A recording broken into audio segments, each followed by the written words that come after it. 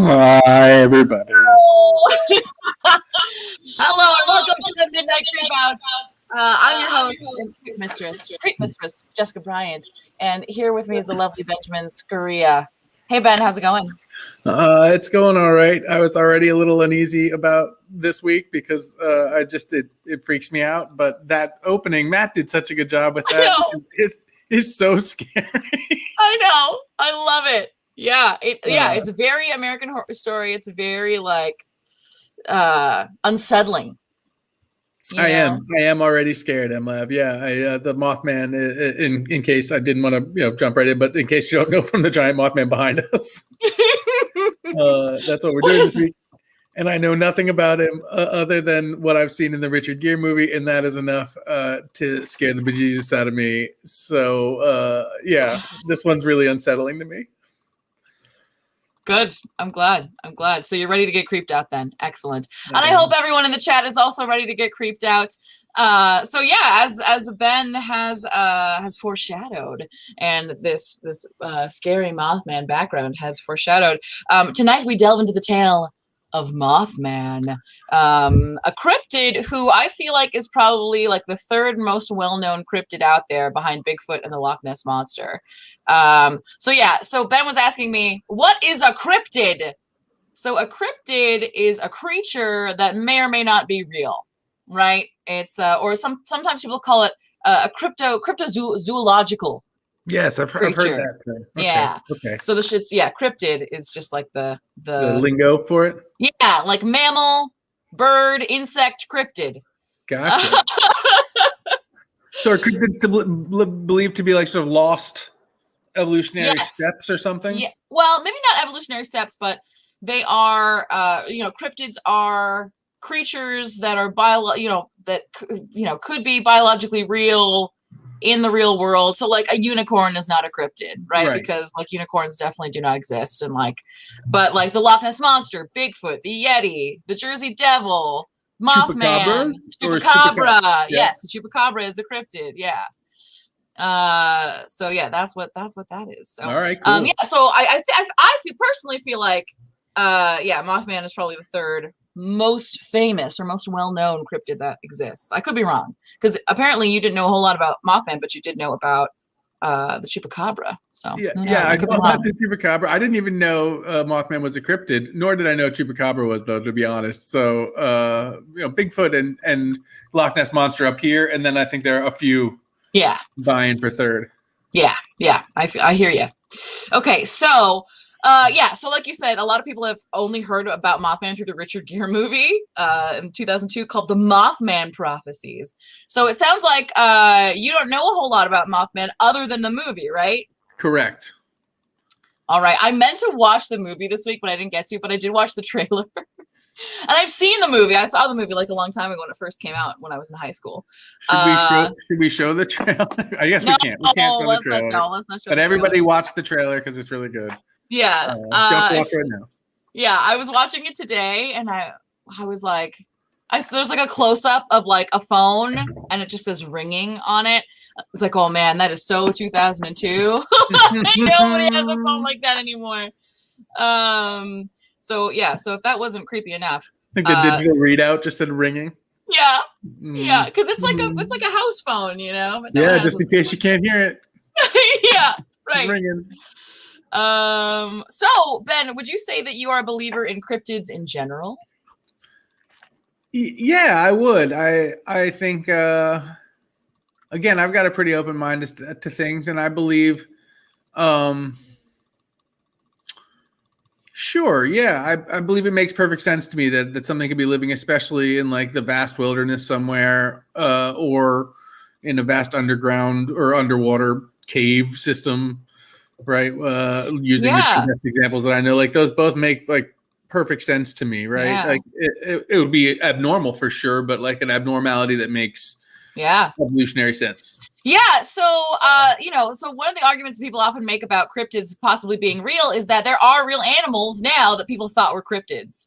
So, like the giant squid, people thought was fake. People thought it was like the Kraken, you know, and it wasn't until like the early 2000s that like one actually washed up on shore, and people were like, "Oh shit, it's real!" That's so cool. Yeah, and gorillas also.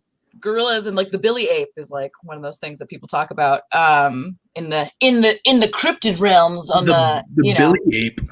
So I don't have a lot of details about that off the top of my head. Maybe we'll talk about that another day. But yeah, but gorillas, people used to think that like in the 1800s, people thought that gorillas were just like a thing that sometimes people saw, but like might not be real. And then they finally like really captured like, you know, photographs and stuff. So yeah, right, Grace? I know. So I think it's totally possible that some things like specifically, especially Bigfoot, I think might be real. So. Yeah, especially Bigfoot for me too, because that makes a lot of sense. It does. Yeah, and we don't even know what's in like the deepest parts of the ocean, like the Marianas Trench. So who knows? Oh, Grace says she's hunting for Bigfoot right now. That's weird because I'm pretty sure she's in that room over there. But you know, I don't want to throw anyone. He could be there. He could be there.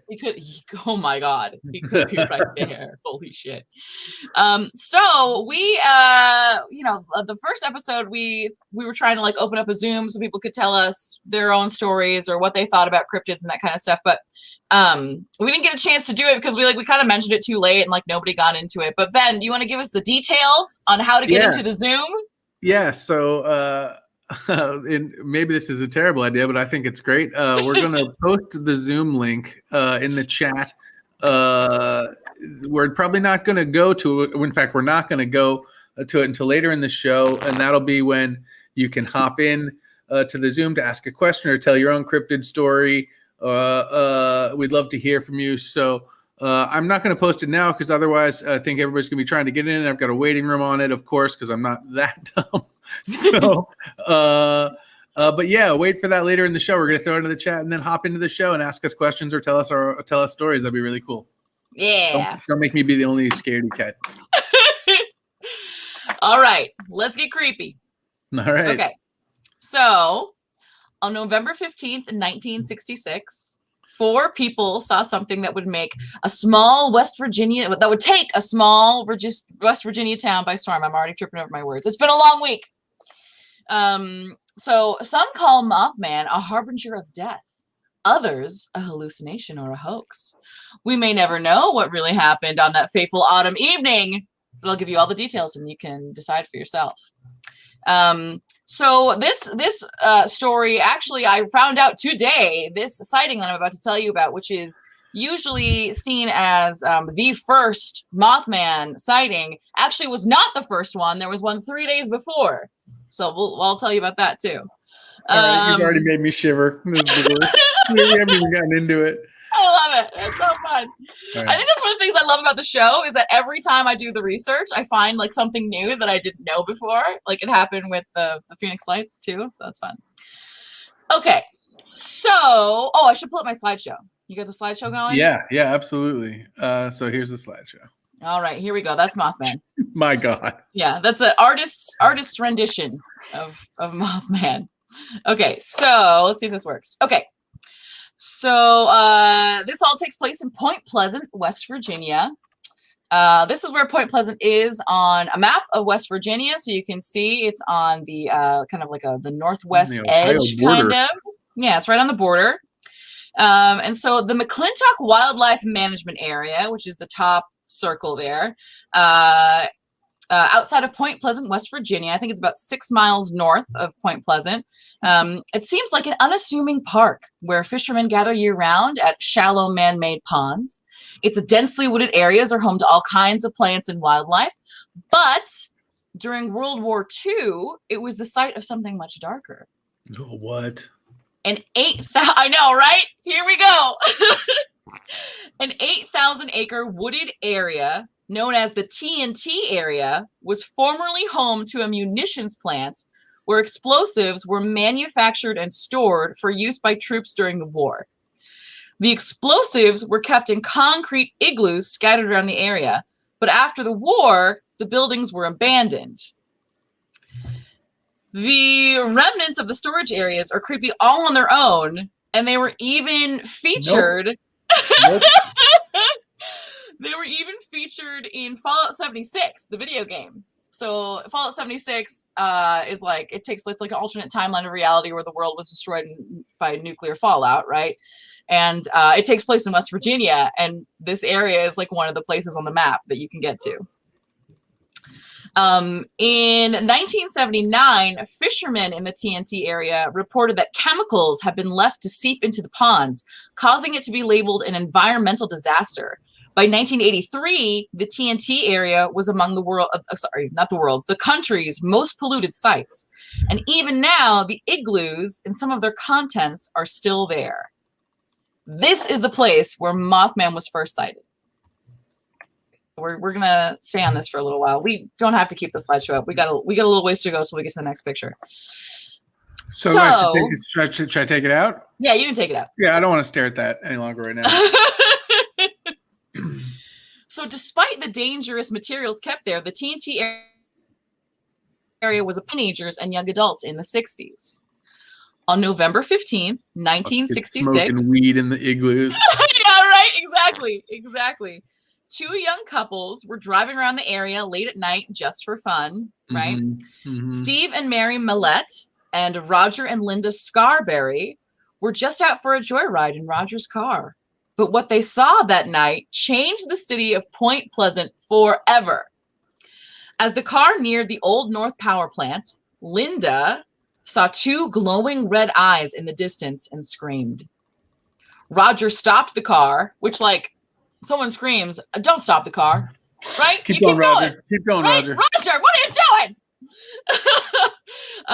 And the four of them looked out the window to see a shadowy figure. It was gray-brown and in the shape of a man, but 7 feet tall.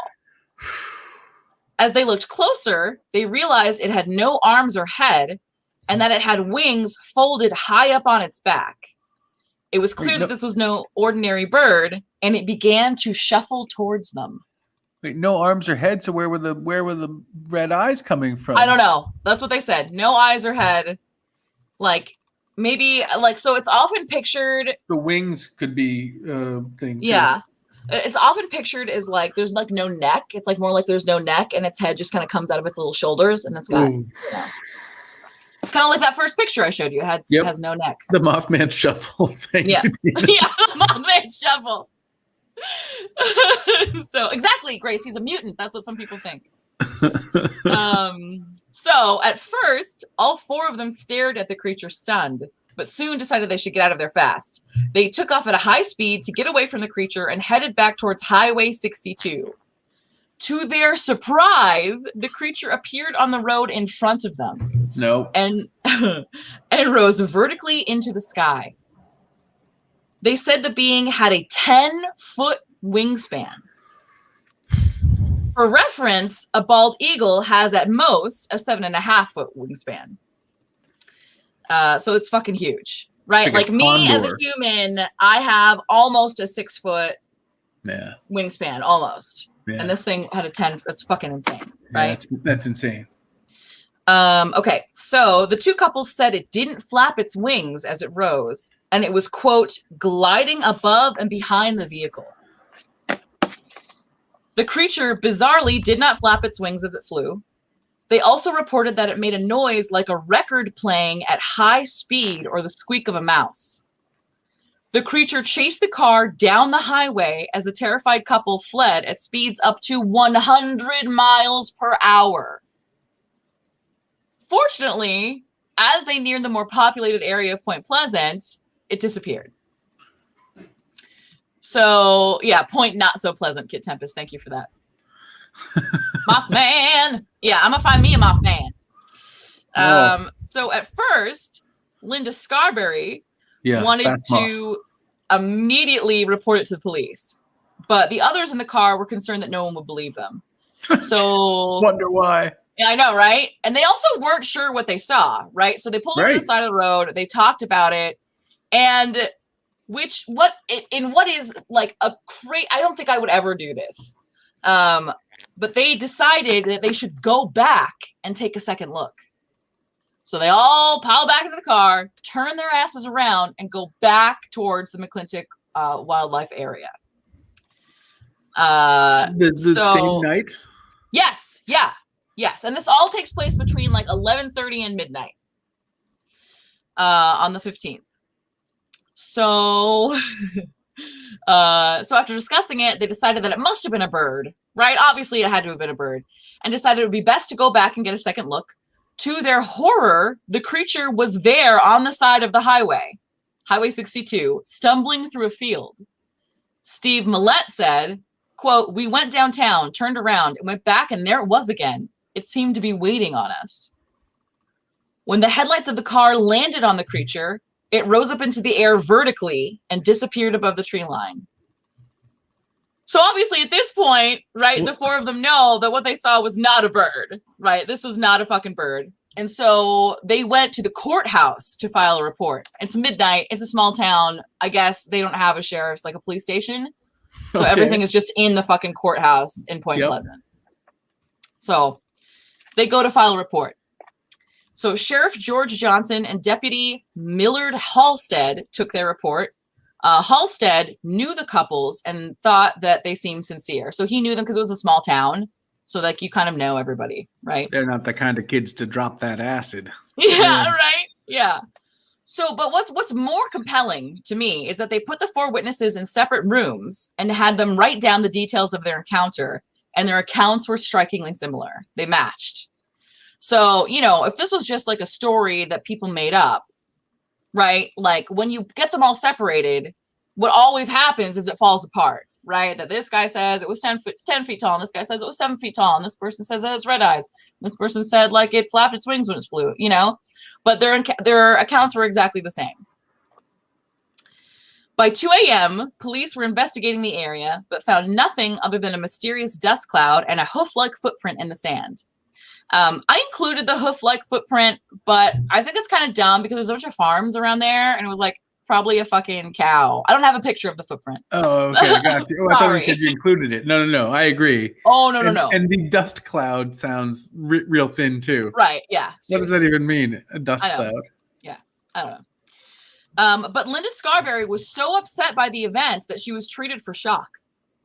So she like literally went into shock. She was so messed up by what happened. She believed it, whether it was real or not. Right. She saw something that freaked her out enough to put her into shock. Mm-hmm. So a press conference was held the next day, and the Point Pleasant Register ran the now famous headline, and you can bring the slideshow back up. Yep. Couple, I'm not clicking. Oh God, I've ruined it. Here we go. Couple sees man-sized bird, creature, something. It's like hilarious. Like this is the headline. It was a bird or something. It definitely wasn't a flying saucer. So what's the thing above it though? Yeah, right. That's something you can crash kills 30, injures over 200. But you know what? That's not important enough to put the story right below it. We're gonna put the Mothman right below it. Well, but here's the thing that freaks me out about that, and I don't know if maybe I'm jumping a gun, but like just looking at this picture, like. You said that the Mothman like often was a harbinger of death or whatever, right? Mm-hmm. And so like just to see these two things like next to each other when it is first talks about, like I'm sure it might have nothing to do with it, but that freaks me the fuck out. You know what? I hadn't put that together myself. I'm glad you did. Yeah, that's really creepy to me. Yeah. So there's a press conference. They run this story. So this spurred other witnesses to start coming forward, reporting encounters that happened both before and after the November 15th sighting. And like I said, I just learned this today. 3 days before, on November 12th, in Clendenin, West Virginia, 5 grave diggers claimed to see a human-like figure soaring just above them in the autumn trees. Weird, right? So they're digging a grave. In I assume a graveyard in whatever this place is, Clendenin, West Virginia, and you fucking see like a man. Nope. I don't know. Wild, right? So curious crowds began investigating the area for themselves, and volunteer firefighters had to direct traffic on Highway 62. At least 8 more sightings were reported over the next 3 days. 2 of the volunteer firemen said they saw a, quote, large bird with red eyes. Contractor Newell Partridge said that the creature's eyes, what he saw, right? He saw a creature, and the creature's eyes glowed like, quote, bicycle reflectors when he shined his flashlight on it. And he blamed buzzing noises from his TV and the disappearance of his German Shepherd on the creature. His dog disappeared. Interesting. Dog disappeared. Over the next 13 months, over 100 sightings were reported. Some witnesses, including Linda Scarberry herself, also reported being harassed by the men in black, who urged them not to speak about their encounter. She said that she received strange phone calls and that the men in black showed up at her doorstep. Okay. That's wild. That is wild. And I know we're not to other theories yet, but like when you brought up government and war, and now in my mind, I immediately went to like just like testing. Like if you're going to be testing on creatures somewhere, the woods of West Virginia is not a bad place to test on people. And then if that's why the spooks are involved, right? Because they're like, we don't want that to get out. Yeah. And I'm not going to get into the Men in Black now, but yeah, like Kit Tempest said, they are more concerning than the Mothman himself. Yeah. I definitely want to talk about the Men in Black on this show at some point, because there is some really disturbing video footage of them out there. What? It's video footage of the Men in Black in a hotel. It's very odd. It's very strange. All right. We'll get to it another week. We'll get to it another week. Yeah. Okay. Okay. Back to Point Pleasant. There's it's in the headlines there. Right. So let's see. What was the next picture? Oh, right. We haven't got there yet. So some say that the Mothman is a harbinger of death, right? Like I said, or that he's a warning of disasters to come. They say the sightings seem to culminate around the collapse of the Silver Bridge in Point Pleasant on December 15th, 1967. The 40-year-old bridge collapsed during rush hour traffic, killing 46 people. Look at this. What a mess, right? 40 years old is not an old bridge. No, it's not an old bridge. But if you think about it, so it was built... Right, it was that bridge. My God, I know. It like flipped over. I know. It's that's not that. But look at this. Like this is like the one half that fell into the water, and then this is the part on the shore, right? That got fucked up. A 40-year-old bridge doesn't sound old, but when you think about it, cars in 1928 were way different than cars in 1967. And 1928 was when the bridge was built. So the collapse is a major plot point in the 2002 film The Mothman Prophecies, in which Richard Gere and Laura Linney follow a trail of clues left by the mysterious creature. The collapse was eventually attributed to a faulty suspension chain, as the bridge was carrying a much heavier load than it was originally designed for. So that's what happened. But so no one is actually saying that like the Mothman caused the bridge collapse. They're saying that he appeared right as that was about to happen. Yes, and that perhaps it prophesied. Because what happened was Mothman sightings stopped pretty much altogether right after the bridge collapsed. I have some theories about why that is correct, but we won't go into it now. So people describe him, as I've said, but they've also described Mothman as possibly an angel. People have said it's what might be described as an angel, or what people might describe as an angel, or perhaps a paranormal or multi-dimensional being. Ben, do you remember when I told you about the cave dwellers of like Hellier? Yeah. Right? Yeah, I hate that. Yeah, we'll probably cover that on the show at some point too. But there seemed that documentary that I watched, Hellier, there seemed to be some like weird connection with Point Pleasant and the Mothman and like multi-dimensional beings possibly. So that's like some fun shit that maybe we can get into another time. Yeah, I mean, if that's the point of where it all comes together. Yeah. Oh my God, Grace says he's the Grim Reaper. Hello. He hangs out at graveyards, maybe. Oh my God, yeah, and hangs out and waits for death. Yeah, maybe. I didn't look too much into it, but I did see that people also saw Mothman before Chernobyl and before 9/11. Really? Just a thought. So, I mean, however, if it is some sort of interdimensional being or something like that, or a creature who maybe feeds on like fear or pain, that is something writers sometimes write about other creatures like eating our pain or feeling our feelings in a way that is like, all right. Yeah, in a way that sustains them in some way. Yeah, exactly. Yeah. Or even just the idea that like it's an dimensional being and maybe it exists on a higher plane, right? We live in 4 dimensions. Maybe it lives in 5 or 6. Yeah. Right. And so maybe it's like, oh, this bridge is going to collapse because I don't see time linearly. And so I'm going to tell you about it, but I don't know how because you can't perceive me, you know? Yeah, or it could even be that there's not eating, right? But to do the moth thing, it could be drawn to it sort of like a flame, like again, to a large emotional thing or a large thing that it knows is going to happen. It's being drawn to that. Oh, man. Mm-hmm. Okay. Yeah. So, others say Mothman's just a bird. Some people think it's a barn owl. I think a barn owl is way too small. It doesn't make any sense. But a very popular theory is that it's a sandhill crane. Okay. This is a sandhill crane.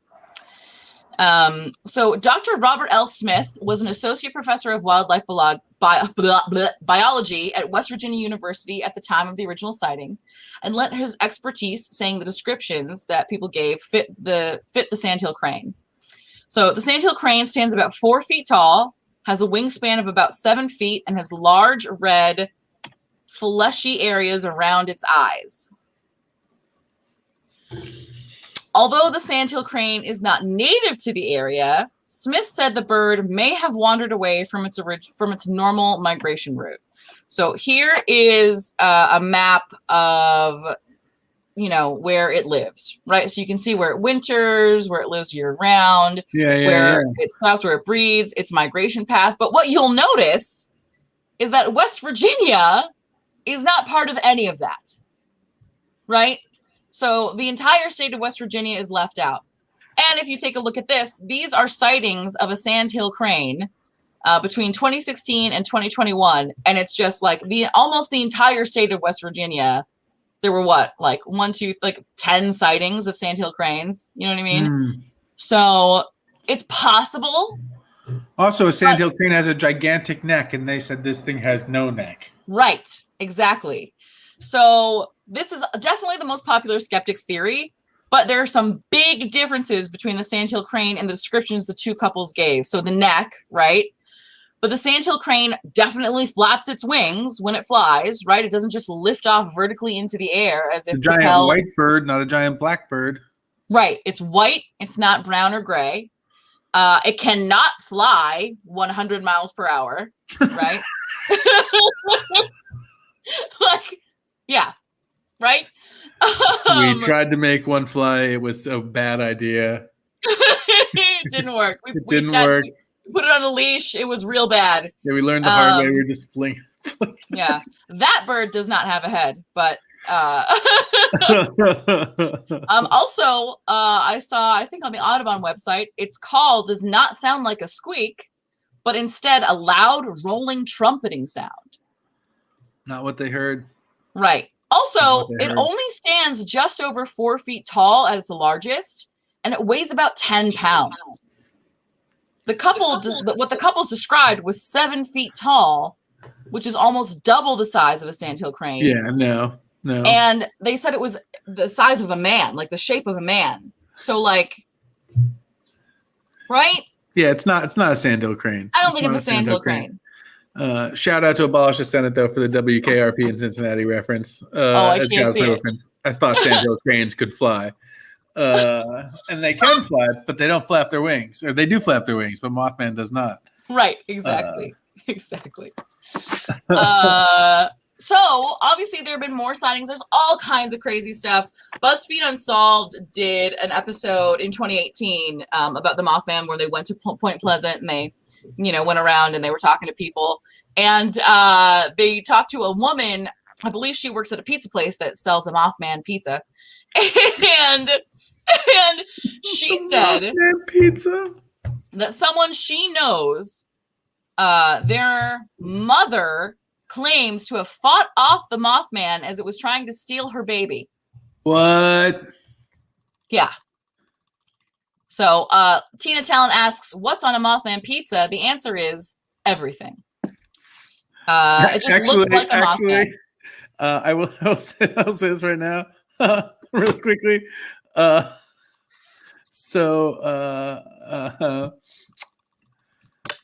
looked up a Mothman pizza because I too wanted to know what was on a Mothman pizza.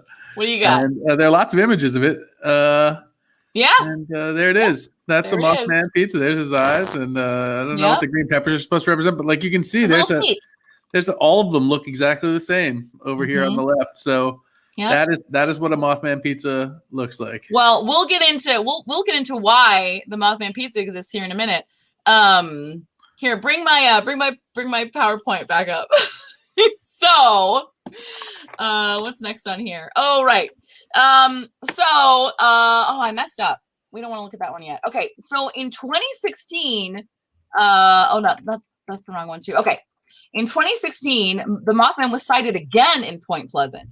Wait, is that an actual picture? This is a photograph. Yes. Okay. So this guy was a hunter. So it was a group of hunters. They captured on camera.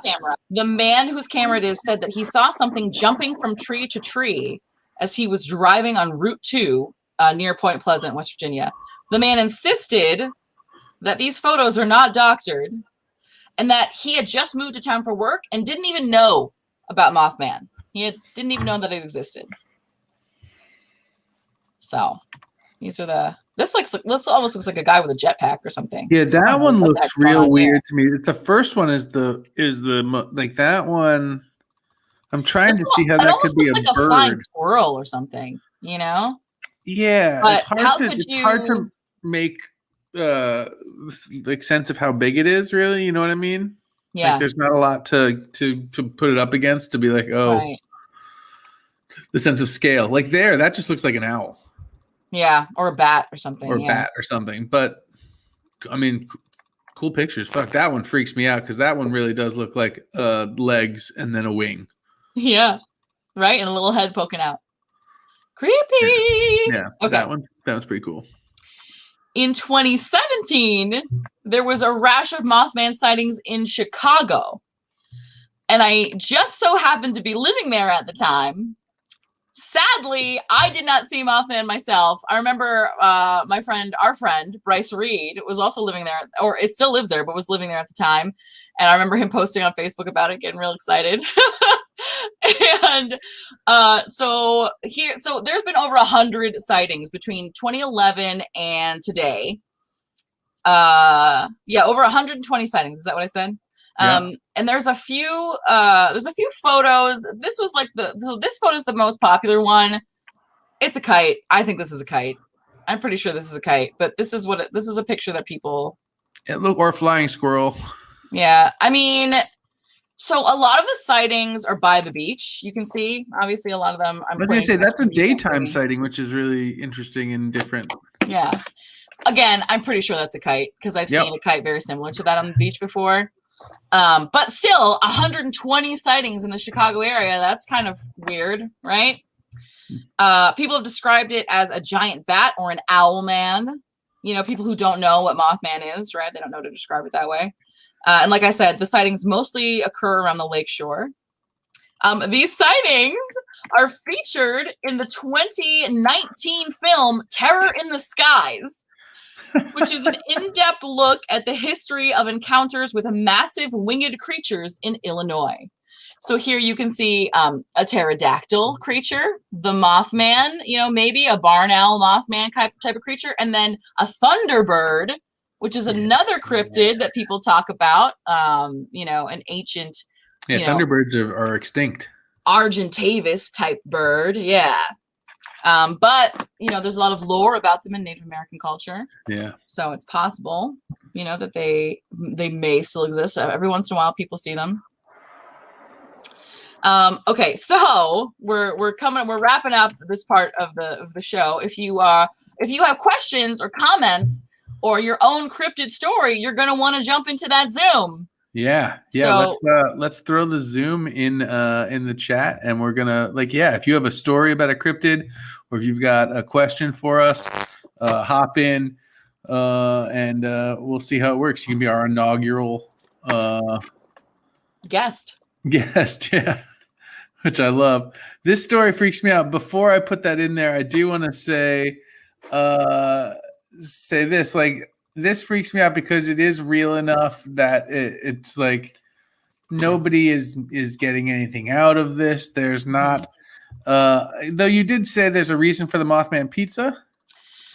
Well, I would say that you're correct, that in 1967 or 1966, those people had a lot to lose by coming forward, right? Like their integrity, Linda Scarberry coming out and saying like the fucking, Men in Black were after her. Right, that's a lot to lose, right? So they didn't gain anything out of it. However, like I said earlier, the 1966 sighting changed Point Pleasant forever. It definitely freaking did, because Mothman is actually a huge part of their economy now, and it draws tourists year round. But they have an annual Mothman Festival in late September. The festival began in 2001. It draws somewhere between 55 and 75,000 tourists every year. It features vendors, cosplay, music, food, guest speakers, hay rides, and tours of the area where Mothman was originally seen. Here you can see a Mothman and a man in black with a memory eraser pen in his hand, and a lady. Here's another Mothman depiction. There is a Mothman Museum, which opened in 2006, that features the original handwritten police reports from the first sighting in 66. Yeah. And a Mothman Cafe that serves Mothman cookies and little like espresso things covered in chocolate that they call Mothman droppings. Downtown features a gigantic Mothman statue, sculpted by welder Bob Roach, who unfortunately passed away in 2015. But one of the most impressive parts of this sculpture, in my opinion, and what will almost certainly be our friend David Thomas's favorite part, is the backside. Look at that moth ass. Moth ass for David Thomas, and he's not even here. So, boo. Wow. Here's some moth ass. That raises so many other questions. It's about, can the Mothman shit on you? That's white or brown? Is it white like a bird or brown like a human? Like I said, so many more questions are opened up. Is it lucky? Is it lucky if Mothman shits on you? Because it's lucky if a bird shits on you, but I don't think I'd feel too lucky. So unfortunately, and we are missing mothballs. Well done. Yes. Yeah. Unfortunately, he's not doing the goat. Yeah, the Mothman has no genitals. He does have an 8-pack and chest hair. Chest hair. I'll have to take your word for it because I can't zoom in on that. But my God, I love that he has chest hair. So you could argue, right, that like, I guess that they didn't have anything to gain other than like, but they didn't know that was going to happen to their town. That was just embraced because of all the stuff that happened after that. Right. This didn't start until 2001. Right. So this was 40 years later, almost 40 years later. Oh, really? Yeah. Oh, so like the town wasn't like a touristy place right away from all that. No. Oh, The festival, I mean, as time went on, people said, kind of like Roswell, right? So people like started going and like trying to investigate for themselves. Yeah. But then someone got the idea, oh shit, like we should create tourist economy out of this. And so they did. And then, so the festival started in 2001. I believe this was erected in 2003. I think I could be wrong about that. Oh man, no joke, everybody. It would cost everybody some money, but we could see about doing a 2MB road trip in September renting a bus and driving down to the Mothman Festival. Yes.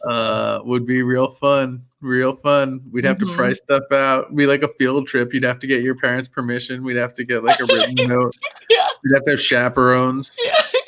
Matt and Rachel would have to come to make sure everything was okay. Yep. You'd have to have a buddy. There's a buddy system involved, definitely.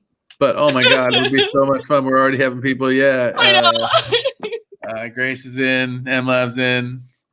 Tina Town's in. This is awesome. Oh, Tina's going to be in Rome, which is... Okay. Pivot. We're going to Rome with Tina. Sorry, Tina. I know it might have been for something special, but no, that's great. That sounds amazing. So unfortunately, the Mothman Festival was canceled last year because of the COVID-19 pandemic, so they lost a bunch of money. But hopefully it is on this year. They're planning on having it this year, assuming that, COVID-19 continues to die down on its downward trend as it is doing now. And that's Mothman. I just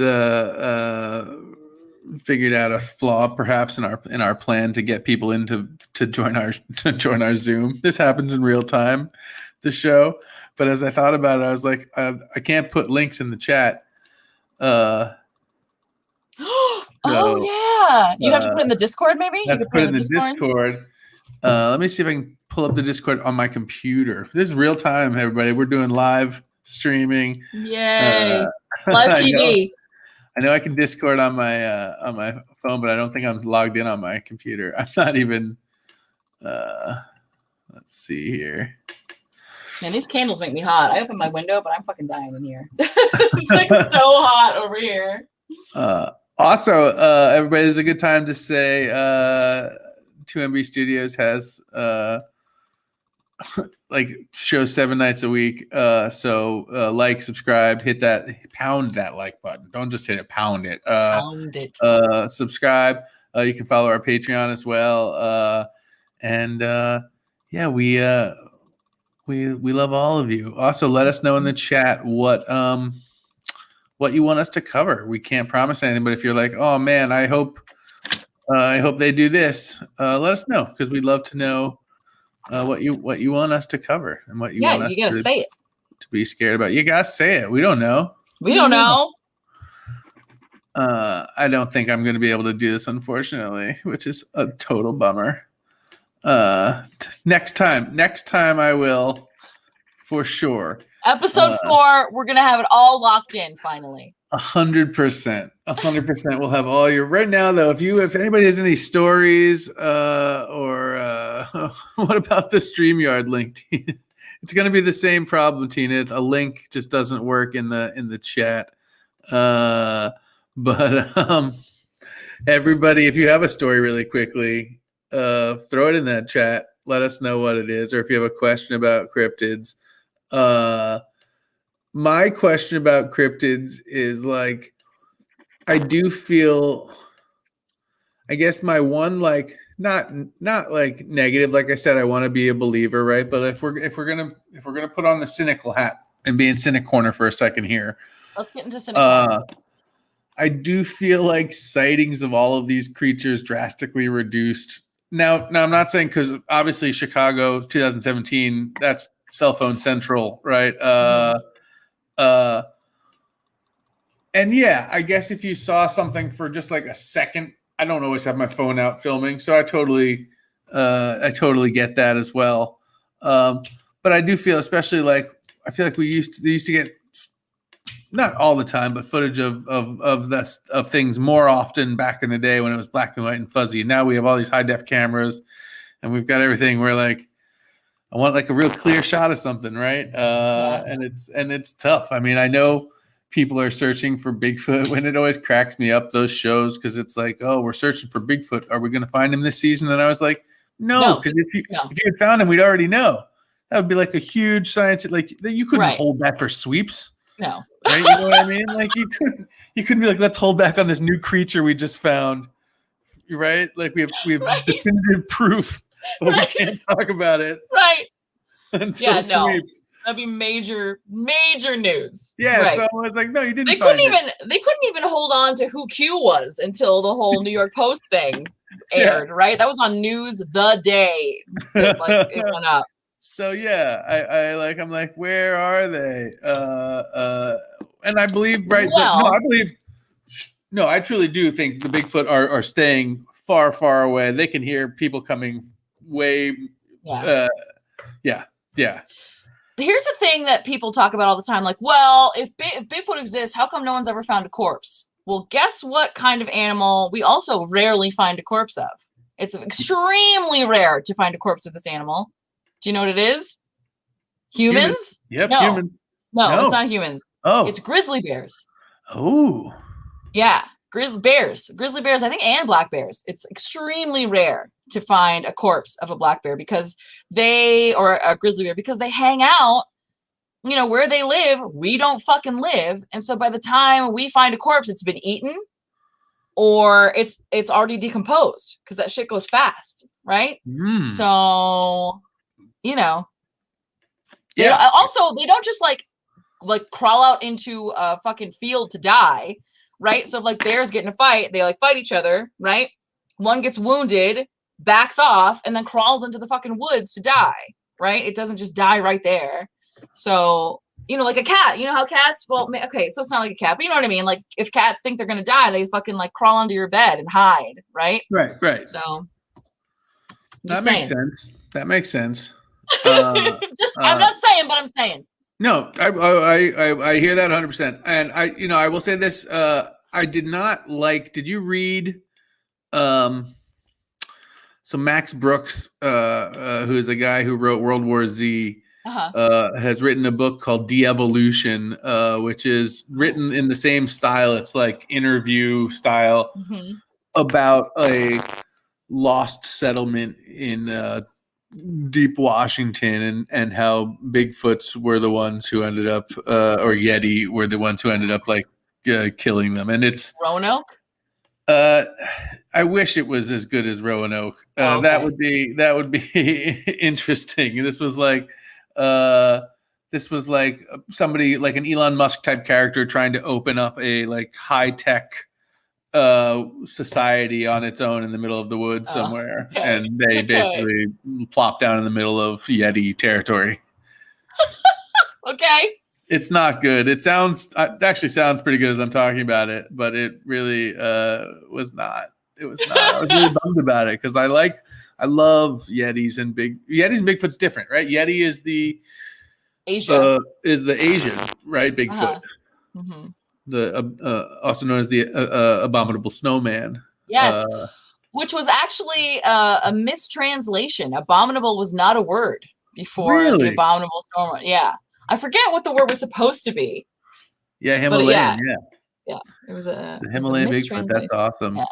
And then, that's amazing that they were just they'd mistranslated it and they're abominable. I don't know what that means, but it sounds good. That's yeah. And they kept it. They were abominable. I forgot about that. Abominable. Yeah. So fun. That's really fun. This was totally fun in general tonight. It creeped me out so much. Yeah. And they saw something.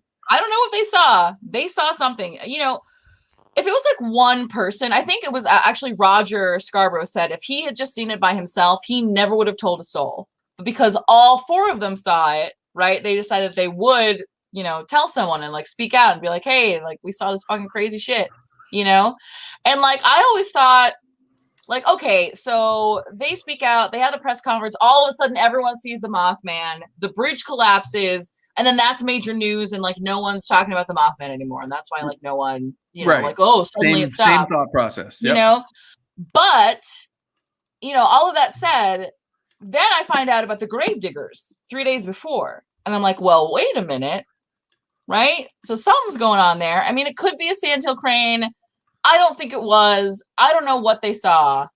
I don't think it was a sandhill crane. Maybe it was Mothman.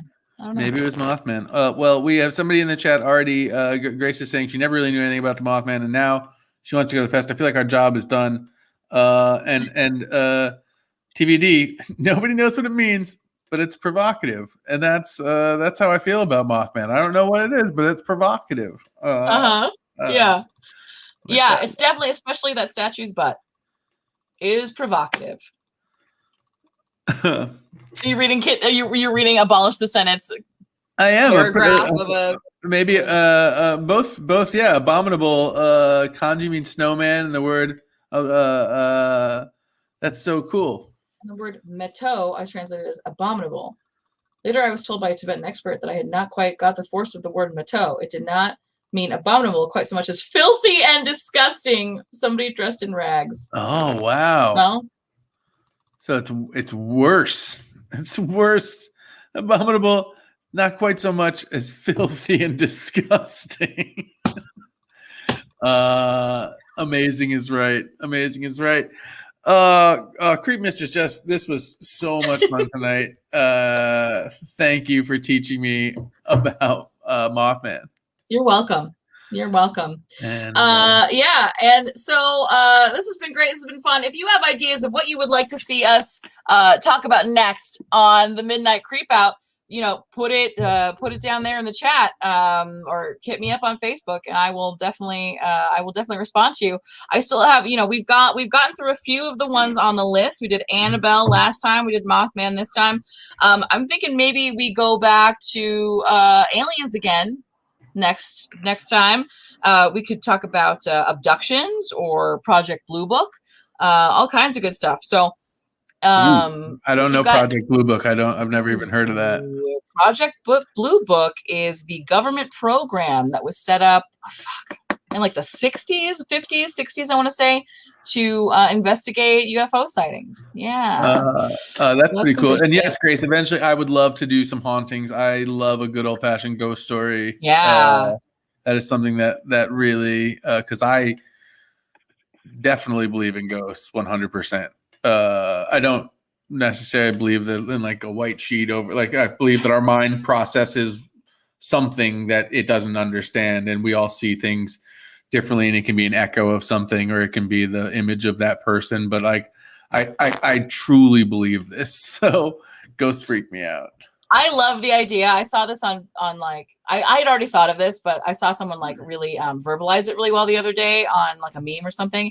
So we experience time linearly, right? But we know that that's not actually how time exists, right? In the fourth dimension.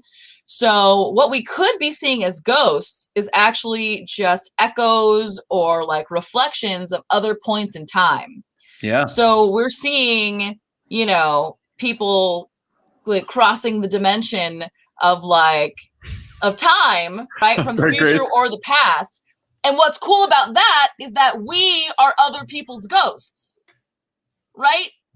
So people sometimes see us and they think that we're fucking ghosts, right? So like 40 years ago, the lady who lived in this bedroom is like, what the fuck? Who's this lady who keeps screaming about the Mothman? That's terrifying. Anyway, thank you for joining us tonight. Like Ben said, we have shows on 2MB 7 nights a week, all the time. In fact, tomorrow I have another show in exactly 12 hours at 1 p.m. I have a show called Simply the Jess, in which we will be doing part 2 of the Kill Tommy Challenge, where I'm trying to kill a different Tommy Jr. from QAW in a different way. So we're down to 4. We got 4 last week. We got 4 to go this week. So that's what you can see. You can also catch me on QAW on Thursdays at 8 p.m. We have a pay-per-view coming up. It's free. It's not actually a pay-per-view. It's just a longer show coming up Memorial Day weekend, where my character, the Slamazon, will be fighting for the women's championship belt in a fatal 4-way match. Yeah. Very exciting. Ben, what you got to plug? Run-ons on Monday. The prize pool is up to $500, which is insane. And the definitely not impossible bonus round. So it's big stakes on the show. On Tuesday, what's going on? It's like a weekly roundtable discussion show. It's just super fun. It's a bunch of friends just hanging out and talking. But everybody's invited, and those are both at 9 p.m. here on the channel. And Otherwise, just this show again in 2 weeks. Nobody's ever won the run-on bonus round. Anthony Sanfrelli got to the final question of it, so somebody almost won, but nobody's won. And exciting! That's why. Will anybody win? Who knows? Who knows? I want back on the show. I want a second chance. I want to redeem myself. I would love that. Let's make it happen. Let's make it happen, Rachel. Get me back on the show. We're on again midnight on the 28th. So that'll be on the 29th officially. But yeah, so catch us then. Woohoo! All right, y'all. Thank you so much for joining us. We're super glad that you're here. And we hope that you're creeped out.